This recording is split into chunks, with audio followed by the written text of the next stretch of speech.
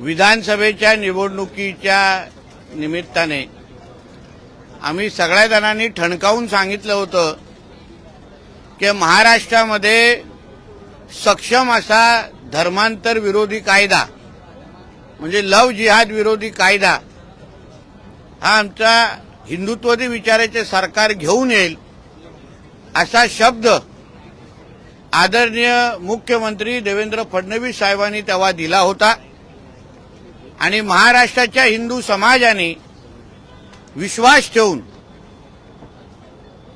आपल्या हक्काचं हिंदुत्ववादी विचाराचं सरकार महाराष्ट्रामध्ये निवडलं आणि आज मला मनापासून समाधान वाटतंय की आज महाराष्ट्रामध्ये एक सक्षम धर्मांतर विरोधी कायदा हा कॅबिनेटमध्ये पास झालेला आहे।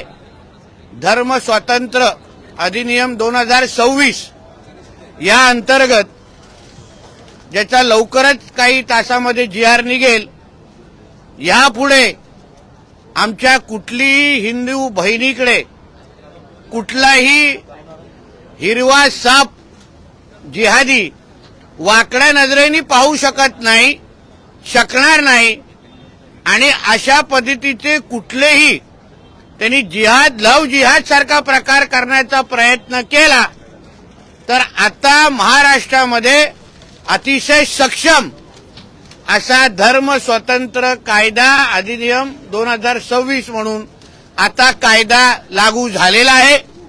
यासाठी मी आमचे आदरणीय हिंदुत्ववादी विचाराचे मुख्यमंत्री देवेंद्र फडणवीस साहेब, दोन्ही उपमुख्यमंत्री आणि पूर्ण कॅबिनेटचा मी मनापासून आभार मानतो। याचबरोबर हा कायदा लागू व्हावा यासाठी असंख्य हिंदुत्ववादी विचाराच्या कार्यकर्त्यांनी, हिंदुत्ववादी विचाराच्या संघटनांनी जे सकल हिंदू समाजाचे मोर्चे काढले, असंख्य हिंदुत्ववादी विचाराच्या कार्यकर्त्यांनी वर्षानुवर्ष संघर्ष केला, अंगावर केसेस घेतले, काही लोकांनी आपला प्राण पण गमावला। या सगळ्यांच्या मेहनतीमुळे, प्रयत्नांमुळेच आज हा दिवस महाराष्ट्रामध्ये आपल्याकडे एक अत्यंत कडक असा धर्मांतर विरोधी कायदा हा लागू झालेला आहे।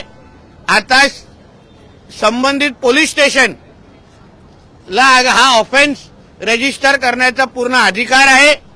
हा नॉन बेलेबल कायदा आहे। ह्याच्या बाबतीमध्ये संबंधित खात्याचे मंत्री, राज्यमंत्री म्हणजे आमचे मुख्यमंत्री साहेब आणि अन्य बाकीचे लोक निश्चित पद्धतीने विस्तृत अशी माहिती आपल्या सगळ्यांना देतीलच, पण एक हिंदुत्ववादी विचाराचा कार्यकर्ता म्हणून मला आज निश्चित पद्धतीने समाधान वाटतो की ज्यासाठी आमच्यासारख्या असंख्य हिंदुत्ववादी विचाराच्या कार्यकर्त्यांनी मोर्चे काढले, आवाज उचलला, आमच्या हिंदू बहिणींना संरक्षण देण्यासाठी दिवस रात्र एक केलं, त्या प्रत्येक हिंदुत्ववादी विचाराच्या कार्यकर्त्याचा आज विजयाचा दिवस आहे। यापुढे आमच्या महाराष्ट्रामध्ये कुठल्याही हिंदू बहिणींकडे कोणीही जिहादी वाकड्या नजरेने बघणार नाही एवढा विश्वास त्यांनी मी सांगू शकतो। जी प्रक्रिया आहे ती राबवली जाईल। काय अरे कॅबिनेटमध्ये दाखल झालं, तुझा जास्त अभ्यास आहे वाटतं।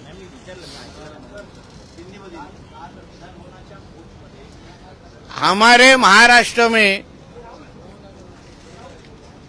जिसकी सालों साल जिसकी मांग थी कि हमारे महाराष्ट्र में एक एंटी कन्वर्जन लॉ, धर्मांतर विरोधी कानून, लव जिहाद के विरोधी कानून आना चाहिए, जो सालों साल मांग थी, उसके लिए बहुत सारे हिंदुत्ववादी विचार के कार्यकर्ताओं ने संघर्ष किया, मोर्चे निकाले, उसके साथ अपनी जान भी दी है। आज मैं अभिमान से कह सकता हूं, गर्व से कह सकता हूं कि हमारे देवाभाऊ के महाराष्ट्र में एक बहुत ही सक्षम ऐसा धर्मांतर विरोधी कायदा आज कैबिनेट ने पास किया। उसका जल्द ही आज उसका GR निकलेगा और महाराष्ट्र में अभी कोई भी धर्मांतर करने की जोर जबरदस्ती करेगा तो उसको नॉन बेलेबल ऑफेंस के अंतर्गत उसको अरेस्ट किया जाएगा। उसको उसके अलग अलग जो टेक्निकल पॉइंट्स है उसके बारे में जल्द ही आपको सबको मालूमात दिए जाएंगी।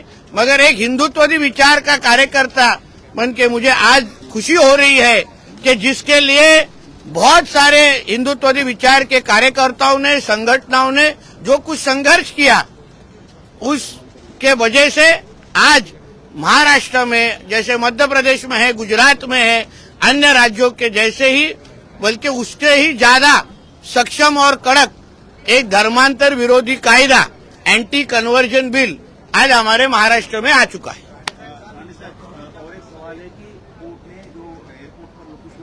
अरे ह्याच्यावर काय प्रश्न असेल ते विचारा ना, एवढा ऐतिहासिक दिवस आहे, तुम्हाला विषयाचा गंभीर कळत नाही। राज्यांमध्ये हा कायदा लागू झालाय, मात्र सर्वोच्च न्यायालयामध्ये या संदर्भात अनेक पिटिशन एक लक्षात घ्या, कॉन्स्टिट्युशनली पण हा कायदा अभ्यास करून त्याच्याही रेफरन्स आम्हाला कॅबिनेटमध्ये सांगितलं गेलं की कॉन्स्टिट्युशनली हा कायदा नेहमीही सर्वोच्च न्यायालयाने त्याला समर्थन मदतच केलेली आहे किंवा कॉन्स्टिट्युशनली याला सपोर्टच केलेला आहे। म्हणून सगळ्या चौकटीत हा कायदा बसून याची अंमलबजावणी केली गेलेली आहे। त्यांना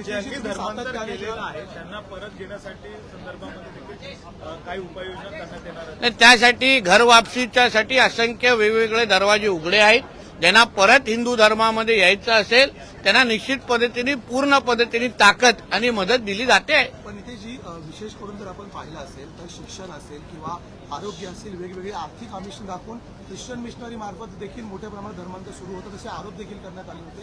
तर याच ठिकाणी आर्थिक नाड्या कशा प्रकारे आवळल्या जातील काय? बघा, एक लक्षात घ्या, जेव्हा आता पहिलं काय व्हायचं, जेव्हा आम्ही कुठल्याही आमच्या हिंदू बहिणीला किंवा असे कुठलेही सामूहिक धर्मांतर व्हायचे कोणातरी मिशनरीच्या माध्यमातून, तेव्हा कुठलाही कायदा नसायचा ज्यांच्या अंतर्गत आम्ही त्या व्यक्तीला मदत करू शकलो असतो।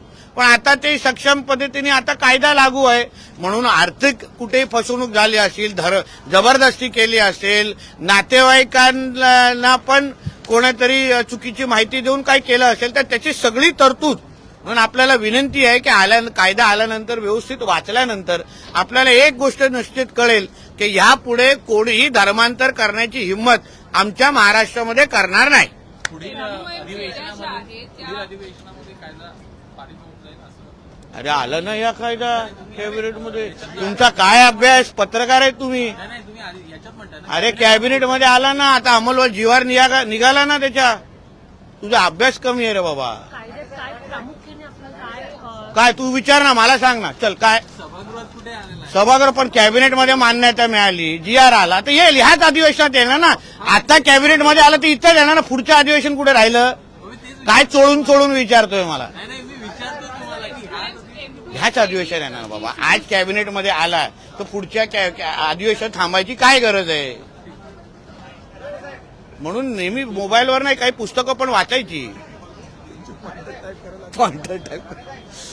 फेरी ही सुरू झालेली होती परंतु ती पुन्हा एकदा थांबवण्यात आली। अरे परवा परत जाते, थांबवली कुठे? परवा परत सॅटर्डेला जाते। तुम्ही तिकीट घ्या आणि माझ्यावर चाला पाहिजे आपण सगळेजण, कशाला उगायचं? चांगलं काहीतरी झालं तर चांगलं बोला।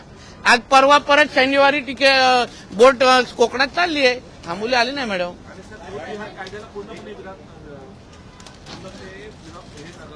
काय काय लव जिहाद कायदा लागला, त्याच्यात तोच हा विषय आहे ना। आमच्या महाराष्ट्रामध्ये कोणी धर्मांतर करता कामा नये, लव जिहादच्या नावाने आमच्या माता भगिनींना फसवता कामा नये, यासाठीच हा कायदा आणलेला आहे। एयरपोर्ट पर जो नमाज के लिए लोगों ने हाईकोर्ट दिए थे, उसको हाईकोर्ट ने खारिज किया है। कहा है कि हाई सेंसिटिव एरिया है, वीआईपी एरिया है, सिक्योरिटी का इश्यू है, ऐसे में किसी भी ऐसी जगह पर कोई खुले में नमाज नहीं पढ़ सकता, कोर्ट ने खारिज कर दिया। स्वागत करना चाहिए, यही तो हम लोग बोल रहे हैं ना बार बार। अगर इतनी सारी मस्जिद है, वहाँ अगर नमाज पढ़ने के लिए अगर आपको जगह दी है तो आपको रास्ते और एयरपोर्ट की जरूरत क्या है? मतलब हर जगह आपको इस तरीके से जोर जबरदस्ती करनी है, फिर इससे अच्छा फिर मस्जिदों को ताला लगा दो। अगर रास्ते पे और एयरपोर्ट पे करना है तो फिर मस्जिद क्यों चाहिए? वो जगह कोई स्कूल इंस्टीट्यूशन को दे दो।